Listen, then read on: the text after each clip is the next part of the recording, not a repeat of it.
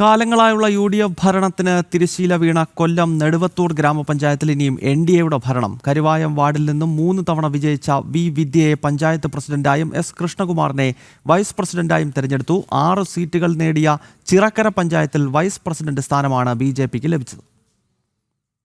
10 വർഷക്കാലമായി UDF ഭരണമുണ്ടായിരുന്ന Neduvathur പഞ്ചായത്തിലാണ് BJP ആദ്യമായി ഭരണം പിടിച്ചത്.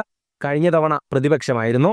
ഇത്തവണ തെരഞ്ഞെടുപ്പ് ഫലം വന്നപ്പോൾ ഇരു മുന്നണികളെയും പിന്നിലാക്കി 8 സീറ്റുകൾ നേടിയാണ് BJP ഏറ്റവും വലിയ ഒറ്റകക്ഷിയായത്. പ്രസിഡന്റ് സ്ഥാനത്തേക്കുള്ള തെരഞ്ഞെടുപ്പിൽ കരുവായം വാർഡിലെ ജനപ്രതിനിധിയായിരുന്ന വിദ്യ വി വിജയിച്ചു. വിമതരെ കൂട്ടുപിടിച്ച് LDF 7 വോട്ടുകൾ നേടിയപ്പോൾ 8 വോട്ടുകൾ നേടിയാണ് വിദ്യ പഞ്ചായത്ത് പ്രസിഡന്റായത്. നമ്മുടെ ലക്ഷ്യം എന്ന് പറയുന്നത് വികസിത കേരളം എന്ന് പറയുന്നത് പോലെ വികസിത നെടുവത്തൂരാണ്. അതിനുവേണ്ടിയുള്ള കർമ്മ പദ്ധതികളുമായി നമ്മൾ മുന്നോട്ട് പോകും.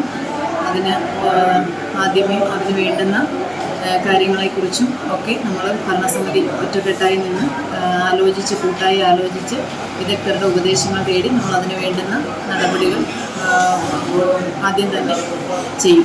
വൈസ് പ്രസിഡന്റായി കൃഷ്ണകുമാർ എസിനെയും തെരഞ്ഞെടുത്തു. മറ്റു ഗ്രാമപഞ്ചായത്തുകളിലെ അവിശുദ്ധ കൂട്ടുകെട്ടുകൾക്കിടയിലും മികച്ച നേട്ടം NDA കൈവരിച്ചിരുന്നു. ചിറക്കര പഞ്ചായത്തിൽ ഏറ്റവും വലിയ ഒറ്റകക്ഷിയായിരുന്ന BJPയെ തോൽപ്പിക്കാൻ UDF സ്വതന്ത്രനെ പിന്തുണച്ചു. എന്നാൽ വൈസ് പ്രസിഡന്റ് സ്ഥാനം BJPക്ക് ലഭിച്ചു. 68 പഞ്ചായത്തുകളിലെ തെരഞ്ഞെടുപ്പ് ഫലം വന്നപ്പോൾ LDFന് കനത്ത തിരിച്ചടിയാണ് ജില്ലയിൽ നേരിടേണ്ടി വന്നത്. ജനം, കൊല്ലം.